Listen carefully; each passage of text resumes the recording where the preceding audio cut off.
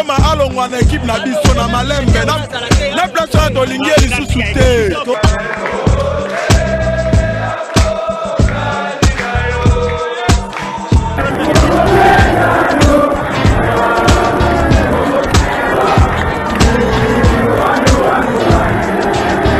N'avec il va même pas la traîner dans le débat. Il verra bon. Et s'il y met ce côté, à quel effet? Comment la dame du soya? Pendant que nous avons un bongo, moi aussi, parce que nous avons gagné par les idées, nous avons gagné la gagne qui chasse. Et ça l'a raté.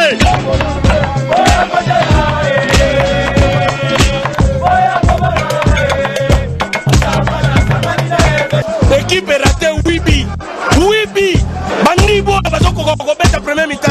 En retour, il manie au retour. Tu vas gagner, ouais, ça va rêver. Alors, rêver, comme on a dit sur ton bois. Comme il y a un Canadien, nous avons dit qu'on a là, on a pas Bitumba. Bon, Canadien.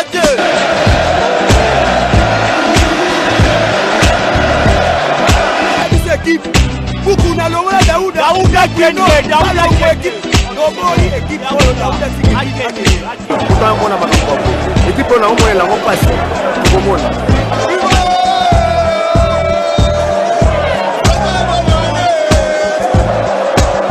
On va tirer nos imana, on peut s'appeler autre imana. On s'en va te souhaiter. On lit division va faire dire ah ça n'est pas innocent.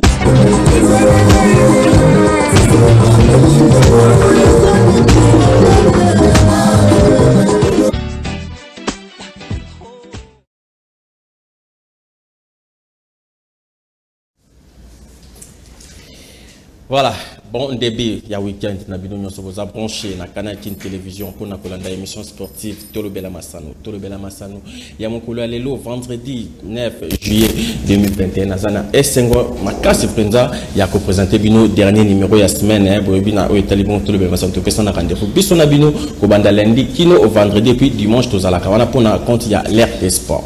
Sur ce plateau, nous allons mon côté, Nazana Essengo, il y a pour annoncer Bino qui est na secrétaire général, il y a tout puissant Mazemba Ngleber, Monsieur Frédéric Kitenge Kikumba, Ouazana Bisso Awa déjà, beaucoup de monde est tout solennel par rapport, il y a sacré, il y a Mazembe, à côté de ça, précision, n'a pas détail, penza, na onyo sur les canis tout au long, il y a saison où on a eu talibongo prestation à tout puissant Mazembe, puis par rapport, il y a pas dossier, il y a pas litige, aux ala qui n'a niveau, il y a la Fédération Congolaise de Football, Association Frédéric Kitenge Kikumba, Azali, on a pour la compétition, penza, ben, il y a nous, minu na lingala, bon, mon a qui n'a lekana qui n'a pas émission, mais sous-soupé, à l'Obaki, Kassibino, tout bas, bozali partout dans la République démocratique du Congo, bozali la kibiso ba testo, bolobek to yamba pe to sali effort et puis il est tant que aza sportif et puis aza moko ya biso pe ya presse donc vraiment andimi ko répondre à une invitation na biso to zane awa na plateau na biso ya Tolobela Massano. Mais avant Frédéric Kitenge Kikumba akota na kozala na zato na plaisir ya koyamba pona bino déjà joueur Seda Ngwelu di Yapo Seda Ngwelu Yapo aza joueur ya dans club Motema Pembe Elena et Oaba bon ke ba bomoni ba tu remporter et coupe ya Coupe du Congo édition 2020-2021 donc bazui ba remporter 56e édition Coupe du Congo na déjà na za ko benga ya kota na plateau na biso poto solana ndenge ni Coupe du Congo le kana ndenge ni vraiment ba sedonaki corps et âme pour ba remporter 56e édition ya Coupe du Congo. C'est dans Ngwelu Mbote ba makasi ko ba pasa banda ko balanda Mbote bonne santé. Non, santé ça va. Voilà, tu es le joueur de mon Congo. Voilà, nous d'entrée de jeu, tu peux par rapport à notre combo na yo, ba mon la kona destin pe combo na o c'est d'ayapo ngolu aza nationalité ni aza est-ce que za congolais ya biso awa za na nationalité congolaise d'origine tout oza congolais ya Brazzaville. Non, merci pour la parole. Comme on a Ngwelu c'est d'héritier. Voilà. Il y a plus d'arabasi. Non, dégré tout bêta après ça sur le Congo. Nazak d'origine congolais à RDC. Voilà. D'origine nationalité congolaise. Voilà. Il y a biso awa. Est-ce que vous bêta football awa avant qu'il n'ait pas appelé? Nabita awa. La équipe ni méca peu que c'est sur. Nabita na ATT Sport. Naba équipe na ngana na bandara. La Hélène na Bandeli, ils ont Océan Sport. Il y a président na Poli. Puis c'est même bout de Sikaza. Océan, na beti na ATT Sport. Il y a président Pierrot Mungol. Voilà, paix à son âme. Président Pierrot. Voilà. Après, na beti na Dragon, Bilima. Après, Dragon, na Kendaki, Brazzaville. Na Brazzaville, le bétin avec l'équipe. Na Brazzaville, na beti na Vision, na Point Noir. Na beti na Lopard d'Olizi. Lopard d'Olizi, ils ont gagné la Coupe d'Afrique en 2012. Na Badoule, Badoule, Batishik Ntela, Berik Nyemba. Na beti na Lopard d'Olizi, 2017 ou 2018 comme ça. Après, aux décisions, il y a Mozonga à Kinshasa. Na zona gamba moté. Na beti na Luanda na Progresso. Après Progresso na zona région na Brazzaville. Brazzaville na yo beta na Toyo. Toyo.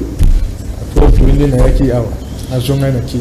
Alors, Nakin a Kozonga, ça par rapport à la sollicitation, il y a Daring, la sollicitation que toi, Isaac, comme Azab Brazzaville, à mon accueil, on a un Brazzaville évolué, tant qu'on DSMP, à Bengisakio. Ouais, ça coach. Coach, il y a eu depuis Kuna, là, j'ai sollicité na DSMPD à Bengaïnganaya. Vous avez un contrat combien de saisons à DSMP? La minute où contrat na DSMP et Silaki. On signe qui 2 ans. Et Silaki. Est-ce que vous avez pensé pour renouveler, vous avez pensé pour Kendi Nayo, tout et les ans. Pour le moment, Nazanan. Ouais, non, c'est pour le secrétaire général qui est Gaza. Ah, tout. Voilà. Tout le monde qui est autant de DSMP saison 2019-2020, vraiment, Osaki, il y a Komata. Osaki Kobano, qui saison bien après, vous voyez, Okomi Koshite, Okomi absent à la terrain. C'est là, Osaki dit, quoi, négligence, qui start, il y a Kina, il était là comme tout on dit. Bon, c'est ça vraiment qui starté. Peut-être qu'ils avaient vraiment de négligence. La négligence, c'est la bicho morondé, mais ils ont starté. Voilà, la saison où les dessins papiers il a foutu combien de matchs à peu près? Il a foutu saison où il a bêti vraiment un match milité. Après, oui, pour travailler des minutes pour gagner place dans la Coupe du Congo. Voilà, la Coupe du Congo, au Béti, tout le monde a quand même prestation dans le match, il y a un tour préliminaire, tout le monde a marqué un même but contre MK. Voilà. Donc il y a une image totale DSMP, MK, score final 2-0, Ngolu, passeur décisif, et puis Viter dans le match. Voilà.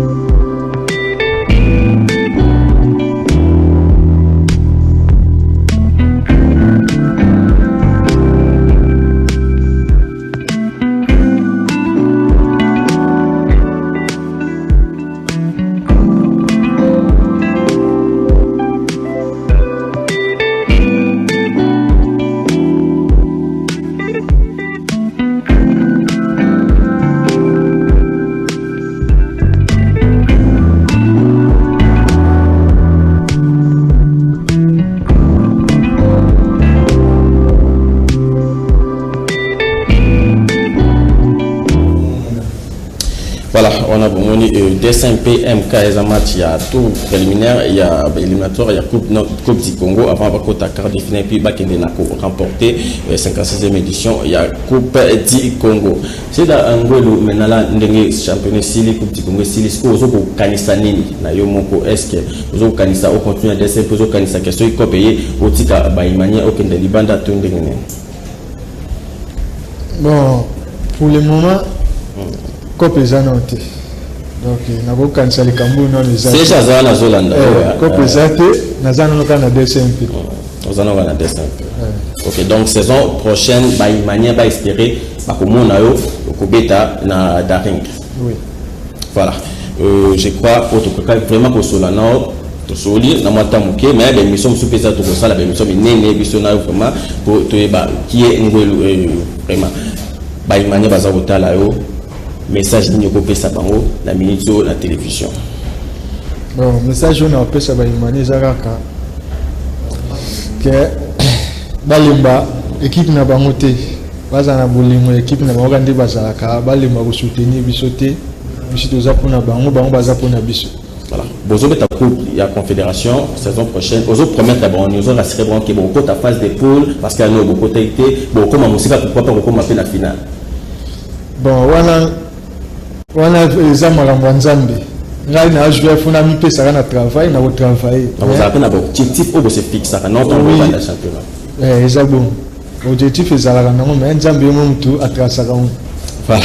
Comprenez que tous les joueurs bango ming de terrain va trop na terrain donc vous comprenez que c'est dans Ngwelu bango yekina ming terrain a servi de simple la coupe du Congo Ngwelu ngwani lo basuka na batunyo so batalo to ke batu bazebele basa bolando na banda na miniature lo basuka ezaka merci ming na bato basutena ngai bosono ba famille nanga merci na ba vie na nyonso o bazalaka nanga na moment pasi to bisengo na opesa mbote na mama na ngai Mido Beatrice bana na ngai Dorcas Dorine famille na nga mobimba na bosani te vie na ngai Hervé Sunga Blaise.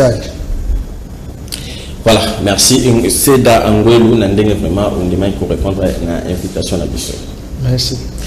Voilà, tout continue l'émission avant tout un secrétaire général Frédéric Kitenge qui combat tout qui n'a pas image tout à la match moko il y a Dauphin Noir là tout ça Mazembe score final 2-0 en faveur il y a Dauphin Noir.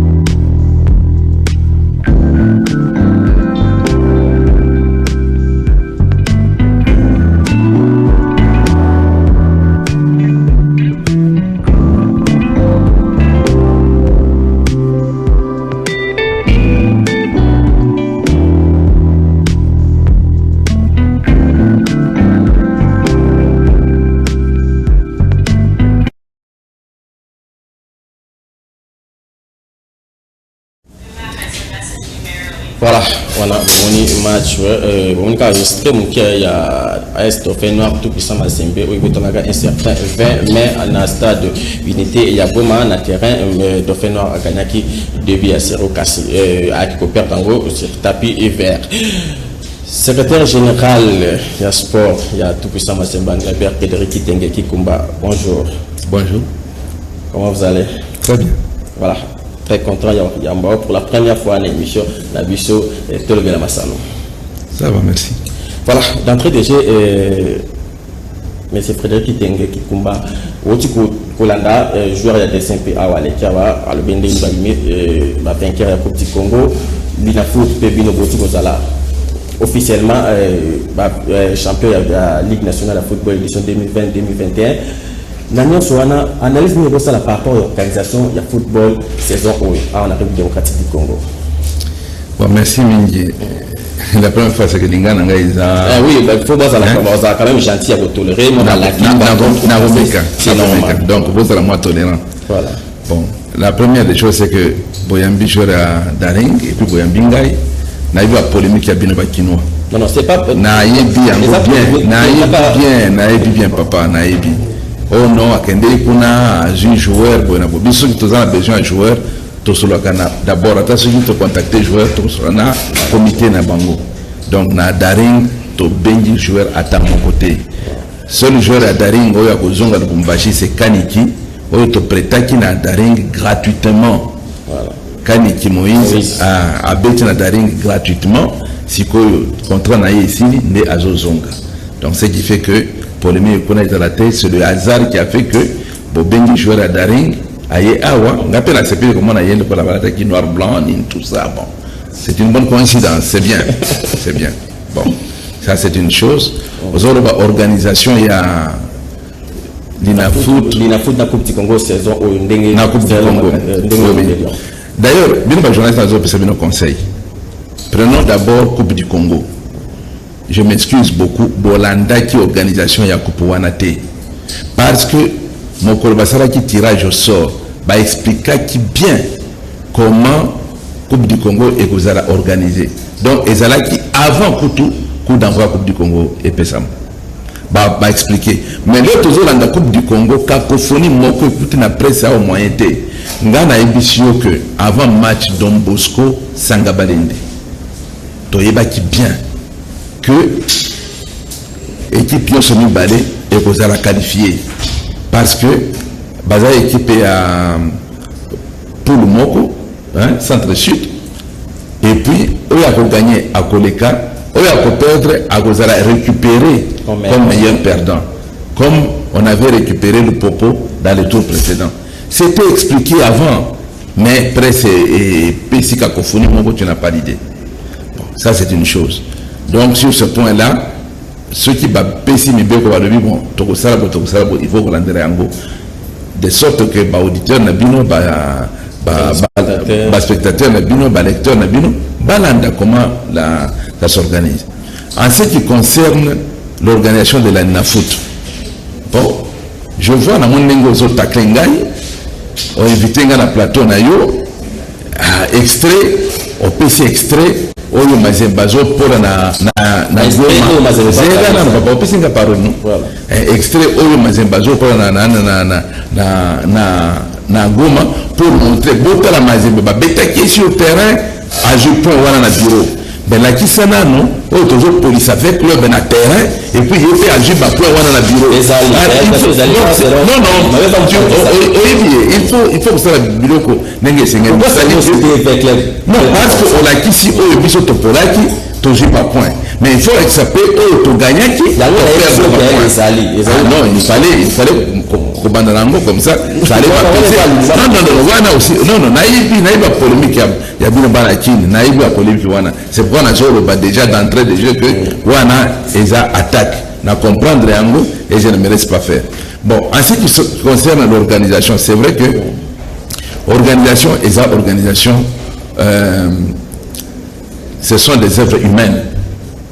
Ce sont des œuvres humaines et organisation wana il faut monter appeler ça le meilleur de lui-même. Je m'adresse toujours à vous de la presse.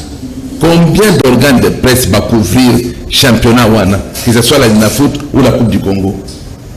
Et avec quel matériel et dans quelles conditions? Pour battre jouer championnat la Bango, non, yango tozolanda, ezaboy. Seulement ceux qui ont problème et bandit, organisation est commis mabé. Non, ce n'est pas ça. Ce n'est pas ça. Organisation, et ça là qui vient. Bosco, moi, beaucoup missier. Beaucoup manasuka, non. Organisation est mabé. Non, ce n'est pas ça. Voilà, c'est une fois ça. Tous les cas, au Télécongo Ligue nationale, il y a une organisation qui a sélection image Zembe avec les puisque CG à Sengi Yango. Voilà, ce n'est pas. Ok, CG, les lots de politique managériale, il y a tout qui s'est Zembe. Et ça la carte. Par rapport à la France, il y a des joueurs, par rapport à l'achat, il y a des joueurs, et puis par rapport à l'organisation, il y a une grande famille, on a tout ça. N'a pas de secret, n'a pas non, parce que ça, il parle d'équipe bien organisée. Ceux qui vont les a bien organisés, merci. C'est un compliment. C'est pas nango. Mais dès que tout ça, la Kawa, les organisations internes à Bissau. Baninga peut passer à effort pour améliorer leur façon de faire les choses. Parce que Bissau toujours ça la moussala. Toujours ça la moussala, toujours qu'il y a des bango. Bozo comme ça Bissauté. Kofinga au moins été. So il a fondé le téléphone en Gawana, mon cher ami Rokima. Donc, bon la Bissau. toza na académie balinga muso bamekaki oyo tosala centre na biso de formation et tout ekenda soki wapi nayebi te est ce que eza faute na biso eza faute na biso te biso tozosala de sorte que tokende liboso soki bozomona yango ke eza bien tant mieux pour nous soki omoni ke nono mwa koko so ezali wana boyebisi biso tokoaméliorer. Nous sommes vraiment très attentifs parce que c'est vrai que dans la politique il y a des jeunes, dans la politique il y a durée. Par exemple, ceux qui jouèrent à Bandou, aujourd'hui on me dit bon, Patou Kabangou arrête. Il arrête à quel âge? Il arrête à 35 ans. Mais Patou est arrivé à Mazembe à quel âge? À 18. Donc au moins, par exemple, que passer 17 ans avec un club avec 2 ou 3 ans à l'extérieur, ils assignent à stabilité. Ils assignent à stabilité. Donc, toujours ça là sur la durée. En ce qui concerne les transferts, je suis en train vraiment de... Nazo Sekamini. Pour transférer joueur à Kena Anderlecht. Et puis si polémique était. Exactement. Et puis si polémique était.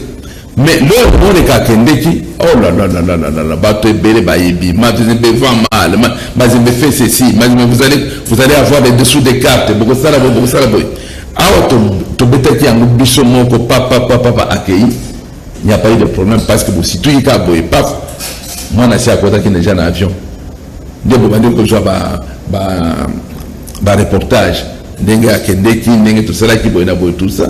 Même les supporters nous sont derrière, non, effectivement, on a gardé secret.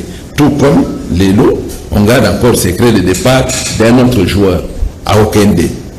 Et puis à Okende.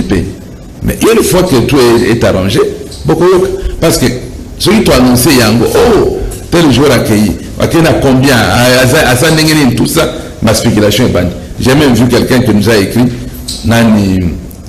Isaac Chibango, oh, on a vendu à 20 millions d'euros. Mes chers amis, soyez quand même un peu modestes.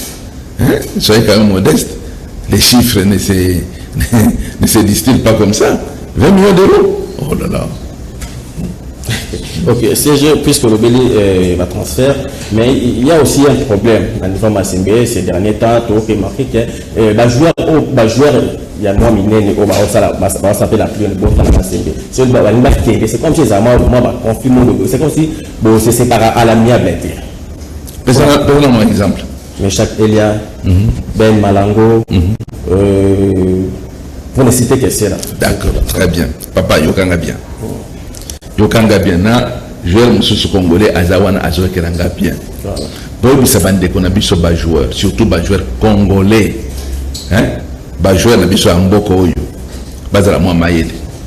Totika makambo ya tricherie. Les jours Meshak Elia Ben Malango Bakeyo Boyna Boy. Non, ce n'est pas un problème. Ceux qui osent na équipe, au signer contrat n'a utilité aux an équipe one. Ceux qui ont le Kende, s'il vous plaît, vanda na comité na yo, 5 gars départ, pas couper ça yo. Mais qu'est-ce qui se passe?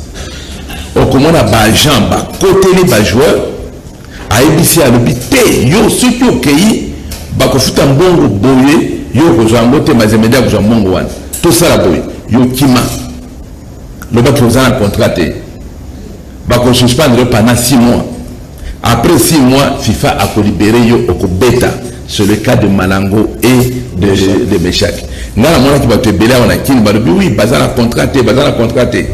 FIFA a tranché. A dit que non, Malango, na Meshak, bazar a contrat, na Mazembe. Quel est le wana? Waouh, équité. Alors, maintenant, si vous après, vous devez payer à l'équipe de Mazembe.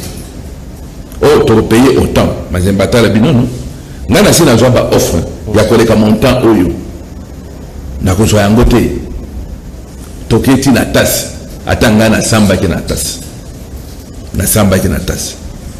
Parce que le côté les gars qui kuna oh, mais chaque ngai ba séquestre ki ngai pas président Moïse na signé nani, na signé contrat na par force boyena boy tout ça.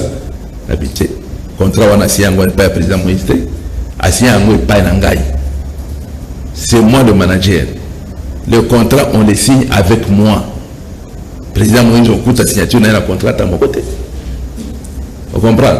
Alors, ça, c'est ça les joueurs congolais. Bon, maintenant, je vais vous dire une chose. On vient de se séparer de Sylvain Gourou. Est-ce qu'il y a eu problème que non, Sylvain a le boyer, Gourou a célébré? Pas du tout. Sylvain 5 ans, non, c'est que 5 ans. 5 ans, il faut continuer à y 2 ans de plus. Et puis, à le bon, il faut na kende. Il n'y a pas de problème. Tu signes, tu libéré. Sans problème. Si on comprend bien, le manager, il y a un joueur. Le manager, il y a un joueur. Et je suis encore un peu plus direct. En dehors du manager, le journaliste, c'est beaucoup de tikuna. Vous êtes un journaliste, beaucoup de pays agents véreux. C'est pour la 3e fois depuis que vous attaquez. Non, je vous dis parce que il faut tout savoir toi. Non, non, tout ça va être bien. Non, non, tout ça va être bien. Vérité. Et Bobinga bien. Bobinga bien. Ngana la vérité. Oya lobiki ngana kosi. Aya tokutana. Ça la face à face. Vous comprenez? Ngana nazala ba preuve. Petit wa ngaki akima Glody Likonza. Aken de côté ceux qui à Angola par frontière Mongo et Loufou. Mais il y a un journaliste qui est là dedans. Un journaliste de Kinshasa. Alors, on dit que c'est sérieux. Donc, vos bébés joueurs, c'est pour cette raison que même le FIFA a comprendre ce qu'on dit. Ah bon, c'est ça, les verrouiller si vous verrouiller. Au lieu Kende, Senga au Kende, sans problème. Hein? Vous retrouvez entente pour arrêter le contrat, comme ça, va libérer yo. Mais yo, au Kima, parce que votre émission, Kima, ceux qui ont Kimi Tokotekayo, ceux qui ont été Mongan Tokozoyango. Alors, tu as dépensé bon pour la formation, pour ceci, pour cela. Ce n'est pas peu de choses. Jouer à Zawana, pour amater un terrain de quoi combien d'argent on dépense? Combien d'argent on dépense? Hein? Et si on doit le tenir pendant autant d'années, bazo bêta, alors il faut un respect. Et pour les joueurs, et pour l'équipe qui l'encadre. De sorte que ceux qui ont un problème. Alors, non, Mazembe, toujours des problèmes. Quand les joueurs doivent partir, il n'y a pas. C'est faux et archi faux. Il n'y a aucun problème. Il n'y a pas de problème. Très bien. C'est déjà pas qu'il n'y a pas d'image, mais puisque tous les ans, il y a au lobby, mais avec raison pour tout, c'est comme si, raison pour tout ça, les gens disent Mazembe. D'ailleurs, vous allez prendre ma fan. C'est comme si, avec raison pour tout,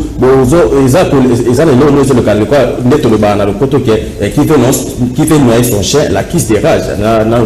Parce que tantôt écarté, tantôt sanction, tantôt à ce moment-là, l'entraînement à l'obabou sanctionner.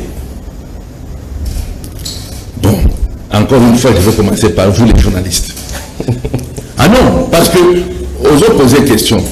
Bossara Missar n'a bien convenablement. Vous comprenez? Joueur le colo au bélier, il peut parler de sa carrière, comment il marche et tout. Ce qui a mis à Porbanon, le comité Ezabo, c'est contre le contrat qu'il a signé. Il y a un article qui l'interdit. Donc, si on comprend bien, il y a clause des Aranakati. Alors maintenant, prenons par exemple le cas de Trésor dont tu parles. Tout ça à Trésor. Trésor, Azana Mazembe sponsorisé par la Bra Congo. Avec Alubumbashi, la Bra Simba, hein, la Simba. Trésor a fait pour ça la publicité, n'a battu à Bralima Primus. Bon, on est bien, non? Or, le contrat c'est interdit. Mais nous, on est allé au tribunal pour ce cas-là.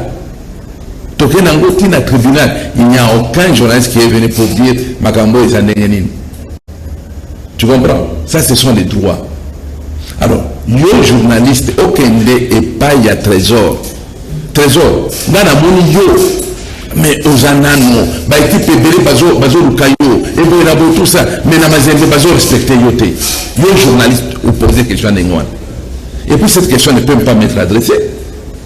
Bon, le cap entraîneur. Bon, tout la bango, mais match est salami sikoyo. Mais pourquoi vous jouez été? Match est bétami, pourquoi vous jouez été?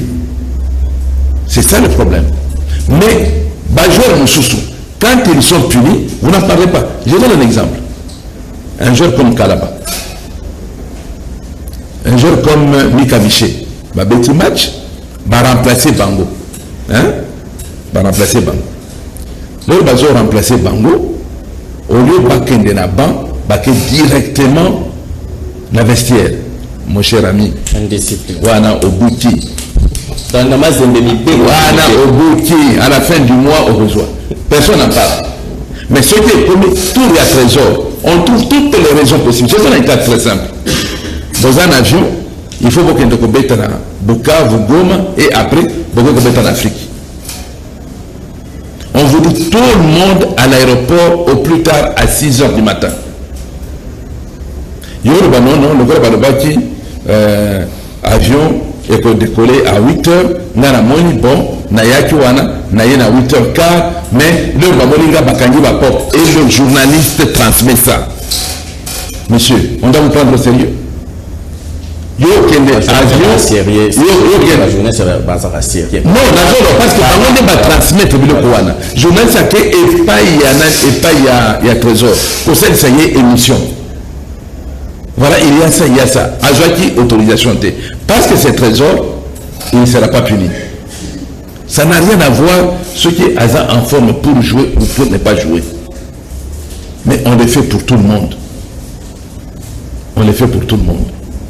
Et mabuso bazo sala trésor yemo ba ko benga bino papa muntu wana ayaki na yebisi na lingi makambo wana te na lingi te to ba makambo soki je crois Claude Roy baki makambo ya trésor to sur makambo wana non to kota na mais finalement c'est quoi donc si vous je suis mazemba bazo beta to c'est pas journaliste pas c'est biso classement non bobo certaine mais à la fin du mois beaucoup dixième monde bofu tabangopé. Voilà, Théophile Mamouké, vous comprenez que nous avons secrétaire général, il y a tout puissant Mazembe Anglebert, Frédéric Kitenge, qui combat Théophile Mamouké, nous avons une image, mais nous avons en 2009, total en match, il y a 8e de finale, il y a 8e de finale Ligue des Champions. Tout puissant Mazembe, Petro Atlético, total en aller, retour, en aller, 3 buts à 0 dans le stade qui va s'amallier, puis en retour, 2 buts à 1, toujours en faveur de tout puissant Mazembe.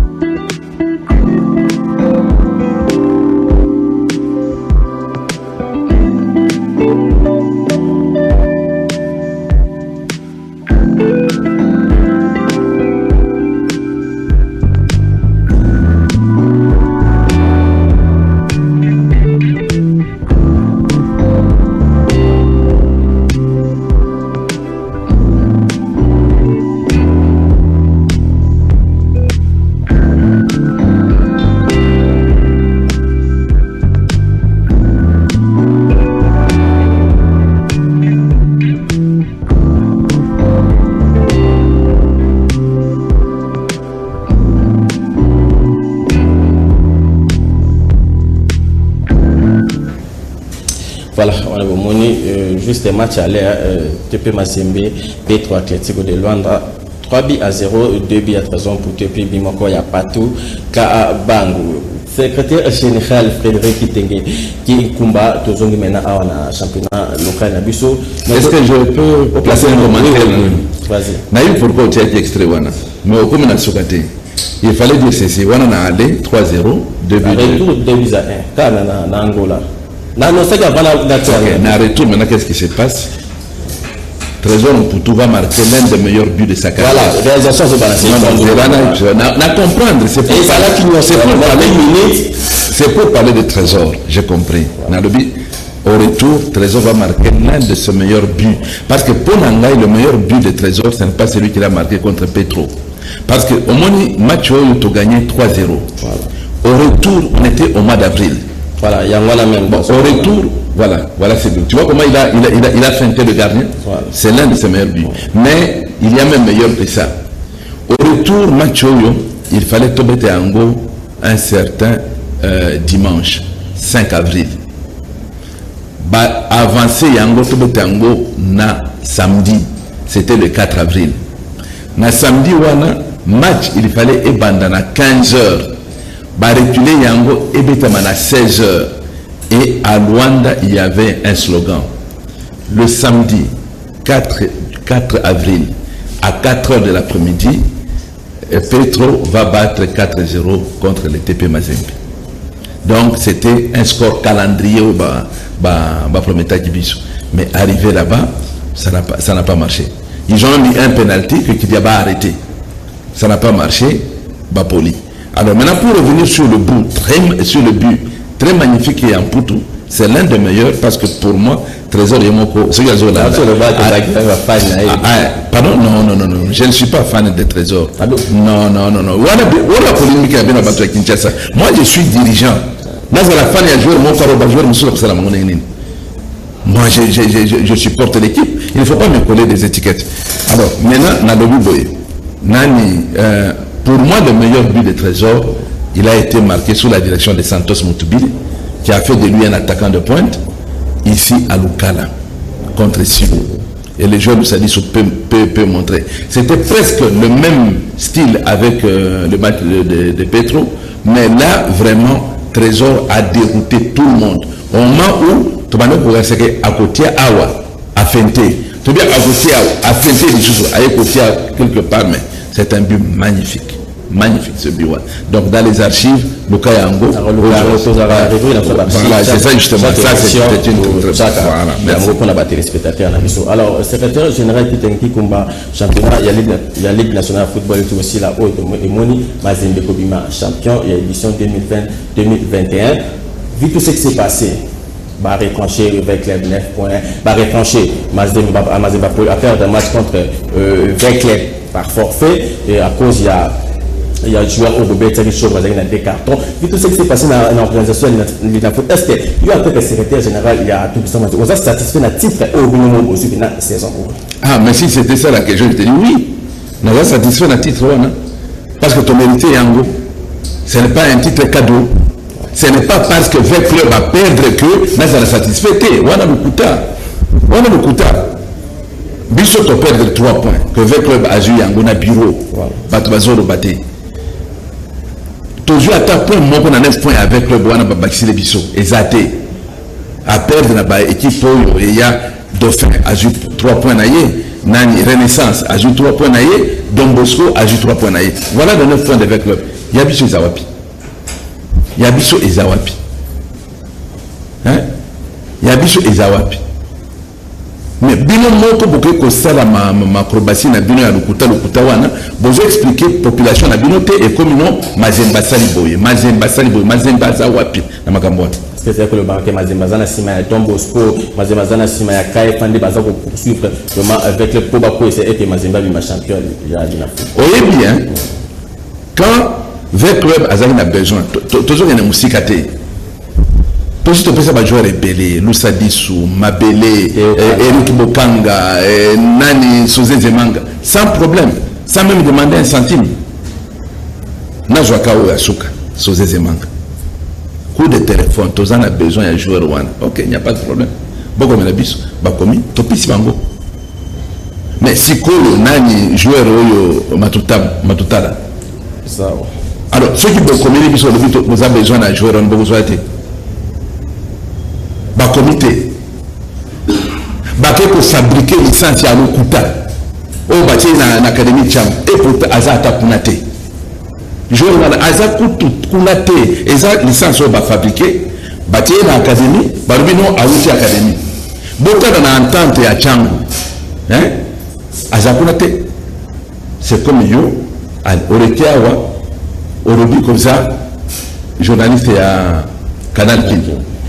Mais au côté de la studio, il studio à Canal King, au bien côté. Il y a un peu dans l'académie Cham, au béton équipe à habiter.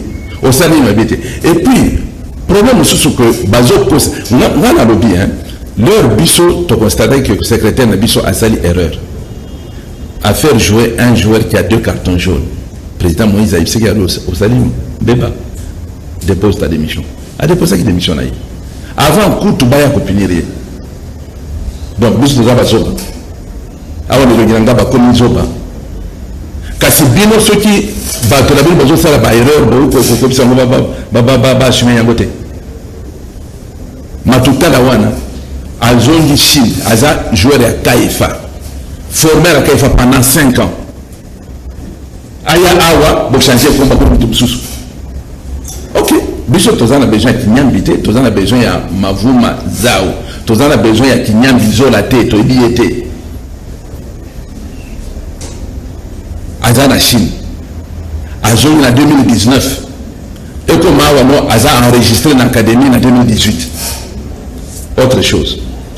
Va enregistrer l'académie le 13 novembre 2018. Signature, il y a licence one, belle situation. Secrétaire général de la FECOFA.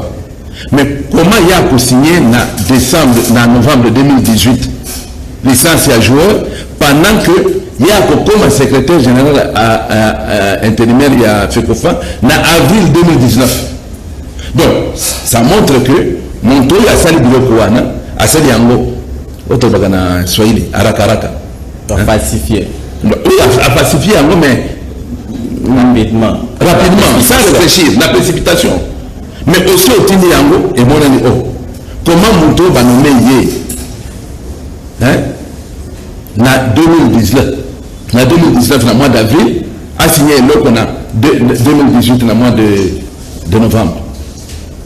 Mais il y a des choses quand même qu'il faut comprendre, ce n'est pas comme ça que ça doit se passer. Alors, ma finir bilan de moi, l'article dit qu'il faut poser la punir. Non, on a des problèmes à bisoter. Tu connais là qui fait Kofa dit à l'obaki. Mais fait Kofa pour communier. Bosser du combo à joueur. Matutala qui n'y a un bisola. Beaucoup de bisots renseignements, ceux qui il y a un problème dans le joueur one.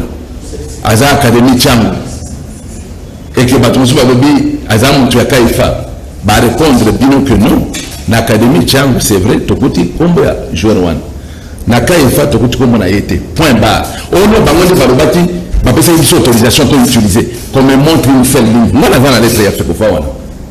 Lettre, il fait Kofa comme elle a Nazana. Balak, c'est une ligne à temps, mon co, il fait Kofa, il va utiliser joueur one. Tu as besoin d'autorisation de l'utiliser.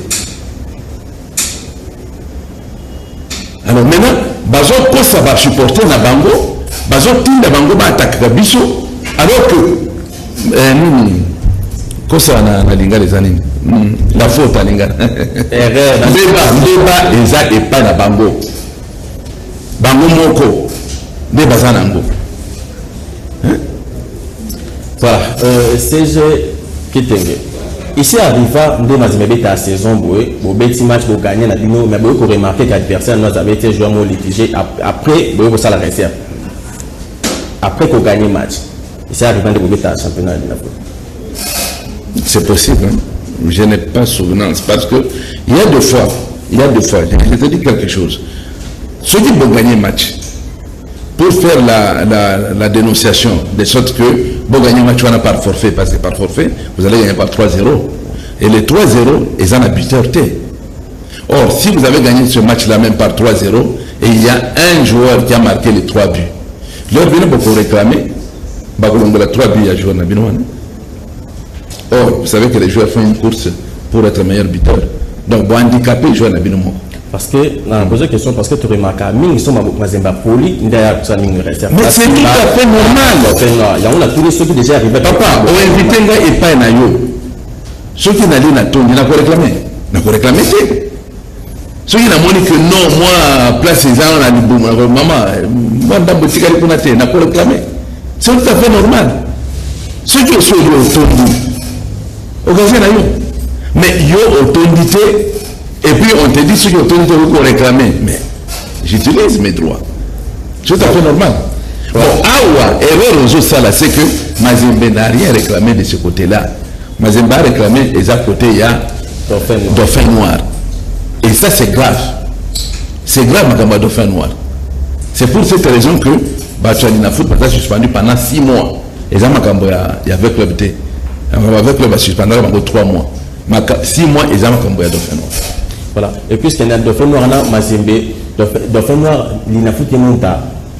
Andimai ko bete monta, andimai ko programmer match à Mazembe, Dauphin Noir, Mazembe. On a été surtout comme on a Mazembe, il y a que saisir Fédération congolaise de football. Ces équipes. Été à Bino. Non, été à Bino. L'adversaire à Bino, il y a l'Inafoot. Quel est la Lifkin ou bien la FFkin? Ceux qui vont suspendre l'équipe, l'équipe est suspendue, va suspendre yo parce que fouti nani amande la bangote. Ceux qui vont suspendre yo, on peut commettre un match parce que vous avez suspendu. Mais yo ça la pose au bêta match, au quoi mango futa. Quel est la lifkin awa? Ceux qui veulent que futa, bah on peut ça yo reçu comme quoi au fouti. Remplir formulaire moko boye signature ya secrétaire de président Lifkin et ça déjà konaka remplir formulaire ba komi levé de suspension ba pesio siko ozana levé de suspension na yo donc on dit que suspendre mon tout est comme mon kanda que yo a suspendu et puis yo moko rebi mo maintenant mukano na komaki allez na dongole ya mo ko beta et ça la makate. Voilà, merci. La réponse au secrétaire général, il y a tout puissant. Apparemment, vous avez un peu découragé. Non, parce que c'est la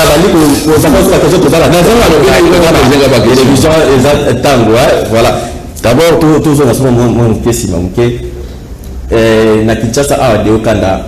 Ça, na Kinshasa, parce qu'on a différents terrains, il y a ville professeur Kinshasa mais na dire il y a tous Mazembe ça ko bloquer de Okanda à Kende Libanda de Okanda za ba équipe ba za la sollicitation mais Mazembe ça ko bloquer ba transfert na ye. Il ka pe ko yebisa biso. Na sengo service. Non, na service. Voilà. Soki deo aza na offre. Voilà. Il y a transfert. Après ça, il y a un gros libéré. Parce qu'il ne faut pas dire non, bazo bloqué, non. Na lobi na yo ozana offre, yaka nango.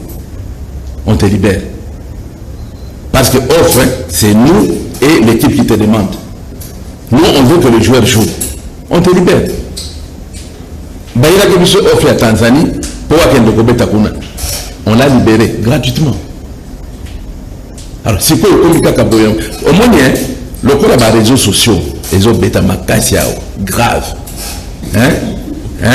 Même dans la bande de internet, oh là là, meilleur. Donc, les autres bêta grave. Donc, jouer les choses meilleur sur les réseaux sociaux. Et puis, là, dans le dit, jouer sur les réseaux sociaux, de Okanda, il a biso offre. Quelle est l'équipe qui a demandé? Tout le monde est musicate, kaka on a Kinshasa. Équipe nini basengi de Okanda, biso toboyi. Voilà.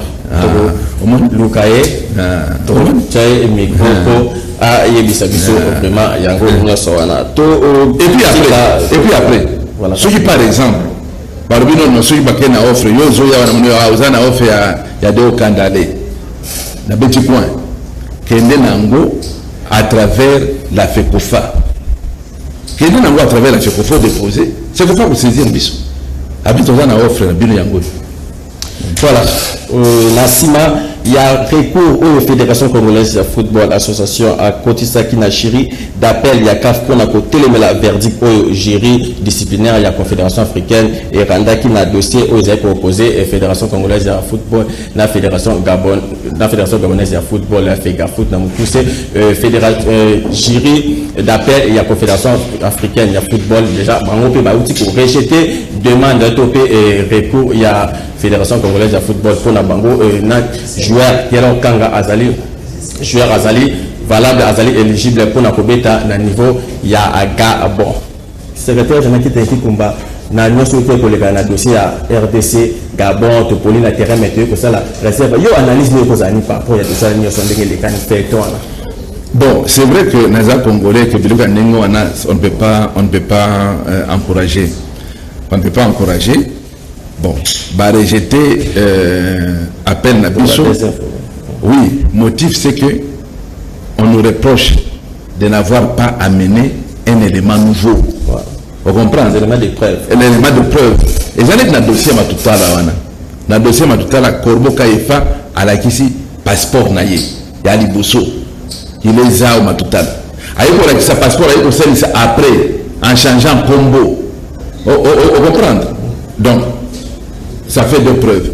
Balaki si licence na ya liboso, balaki na oyo fabriquer qui sont dans Njili qui wapi wana. Vous comprenez? Alors ce qui fait que biso tozaki incapable il y a beaucoup sa preuve. Balaki si carte, je crois carte de lecteur, passeport à papa naye, bango va juger que non, ce n'est pas assez. Il faut prouver que c'est un Congolais. Bon, à ma connaissance, à moins que Nazara informé, je n'ai pas vu là où biso ba Congolais. Si par exemple, passeport naïe, c'est un Congolais, voici son passeport congolais. Très bien.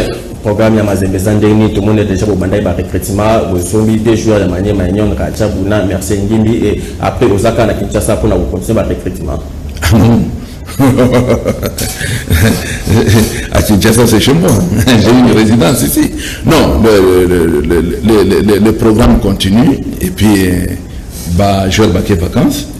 Baké Vacances, on va tirer le Mbaché, le bazo avion, il y a pourquoi, bazo Kende, et à la fin du mois, on refait l'équipe. Voilà, mot de la fin, la batterie spectateur. Non, je vous remercie. Je remercie Canal Kin. Je remercie Canal Kin, et je vous annonce que le 20, effectivement, vous savez la remise, il y a un trophée de mérité Yango. Il y a l'Ina Foot. Ça sera le 14e trophée, toujours sur 26 éditions de la Lina Foot. Et tu as un match de gala na Likasi, na Stade Kikula, contre Yes Panda, Oyo Amati, na Ligue 1, à partir du groupe Centre-Sud. Donc, et puis, essentiellement, na match on est à gala, Bajori Asika, Ndeba Kobeta, Merci Ngimbi, Tibu, Bamususwana, Badawan, tout ça, Bamone Bakobeta match. Merci beaucoup, Nandenge Undimaki, pour répondre à l'invitation d'Angaï, M. Frédéric Kitenge et Kikumba. Merci. Voilà, émission, il y a Mokola Lelo et Sili, rediffusion Nango, Lelo na minuit, rediffusion Nango Ezali. Mais vous santé, vous allez na YouTube, il y a Kanaki Télévision, donc tous les kits direct na YouTube, il y a Kanaki Télévision, bien d'hôtel, tout partout. Dans le monde, vous allez toujours branché. Numéro Moussou, il y a Tolobela Massano, lundi prochain. Yannick Nduka Kozana pour présenter bien Nango Mengala. On retrouve bien Moussou dimanche, na 12h juste pour na compte, il y a émission L'Air des Sports, Botikala Malam.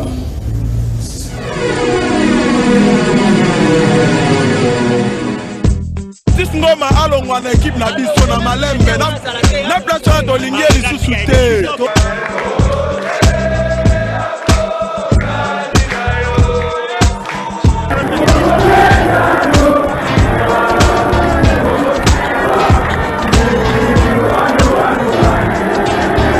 N'avec il même pas la traîner à la débat.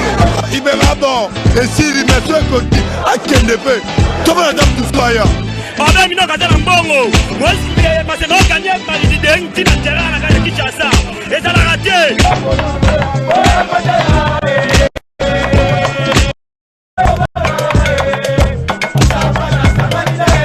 L'équipe est ratée Wibi Bandibo bazoko ko beta premier mitante. Un retour, Imania web sur un retour. Comment gagner? Ouais, ça va rêve. Alors on rêve, comment on a vu sur ton mois. Komita ba yo kana te, biso to ba dikuna ana sima ba ko bitumba. Ba kana tate.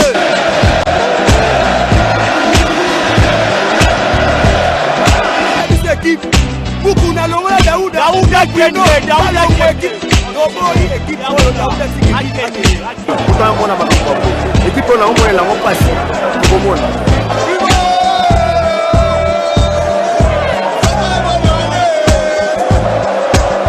okotika no imana opesa apele otina imana osomba te joueur te olingi division babenga badigi asanaka innocent